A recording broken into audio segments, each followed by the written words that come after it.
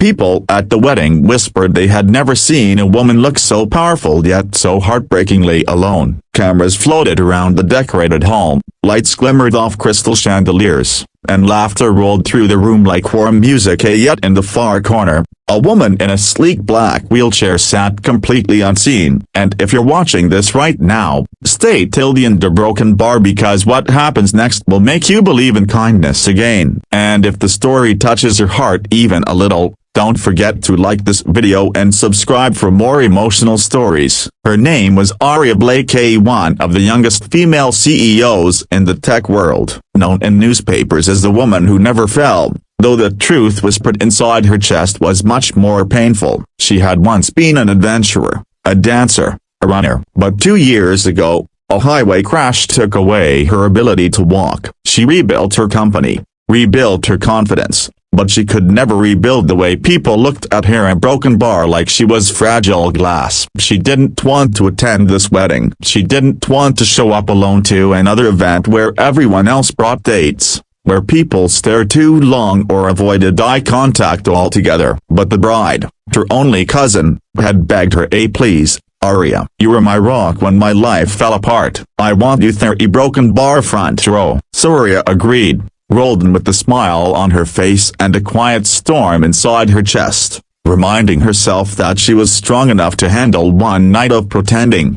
But pretending became harder when she saw couples laughing, friends dancing, families taking group photos. She watched the world move in beautiful circles while she remained still, wheels locked beneath her hands. Every so often, someone would walk past with a sympathetic smile, but no one actually sat with her. No one treated her like she still belonged. Then came the moment that changed everything. A little girl, around 6 years old with messy brown curls, broke away from the crowd and walked up to Aria. "Hi," the girl said shyly. "Why are you sitting alone?" Aria blinked, caught off guard. "I'm just watching the party." The girl frowned. But parties are not for watching a Broken Bar, they're for dancing. Before Aria could explain, the girl added, "My daddy says everyone deserves someone to sit with." Aria smiled gently. "Your daddy sounds very wise." The girl nodded eagerly, then disappeared back into the sea of people and moments later returned with a man, tall, rugged, wearing a slightly wrinkled suit like he had rushed to get dressed, and holding his daughter's hand. Aria's breath caught in surprise as the girl pointed at her boldly.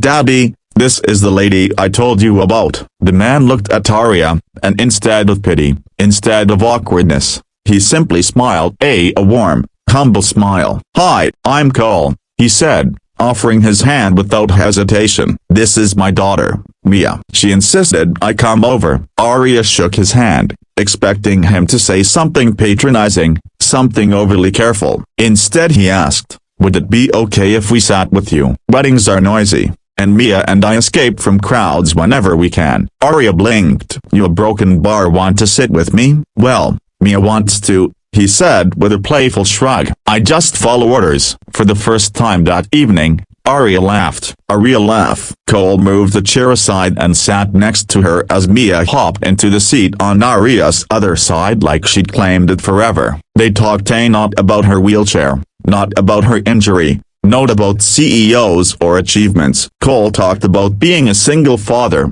about working 2 jobs, about how Mia once cut her own hair because she thought it would grow back prettier. He made Aria laugh so hard her eyes watered. Hours slipped by like moments. Then the music shifted to a slow wedding song, couples drifting to the dance floor. Aria lowered her gaze, trying to hide the familiar sting behind her ribs. Cole noticed. "You used to dance?"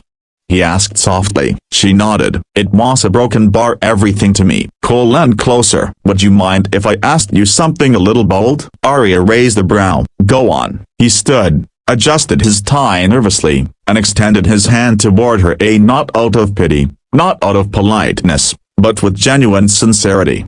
"Will you be my date?" Aria froze. "Cole, a Broken Bar I can't dance." "Who said anything about dancing?" He grinned. "Dates are about company, about sharing a moment, and if you'll let me, I'd like to share this one with you." Her heart trembled. No one had asked her that since the accident. No one had seen her as a woman, not just a wheelchair. She placed her hand in his, and Mia clapped excitedly. Cole didn't drag her onto the dance floor. Instead, he pulled up a chair right beside her, sat down, and said, "Then this is our dance, sitting or standing. I'm here." Arya felt something she hadn't felt in years. Seen people glanced their way, some surprised, some smiling, but Arya didn't care. For once, she wasn't the lonely CEO in the corner. She was a woman sharing a moment with someone who didn't treat her like broken glass.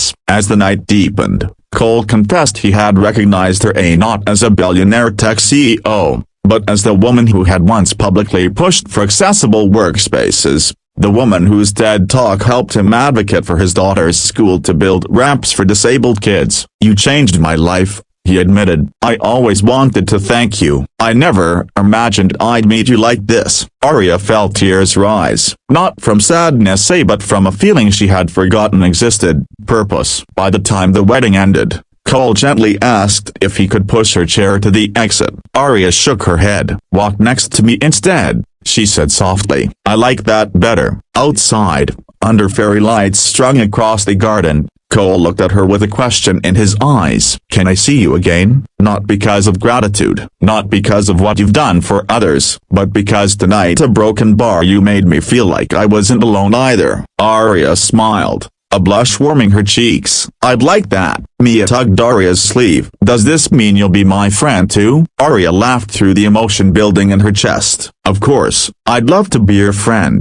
For the first time in a long while, the world didn't feel like it was moving without her. It felt like she was part of it again, welcomed, valued, chosen. As Cole helped settle Mia in the car and turned back to Arya one last time, he said something she knew she'd never forget. "You're not defined by what you've lost, Arya. You're defined by how beautifully you've kept going." And she realized at a broken bar maybe she hadn't been alone tonight. Maybe she had been waiting for someone who didn't see her chair first, but her heart. As Cole drove away, Arya whispered to herself, "This is the beginning of something good." And for the first time in years, she believed it.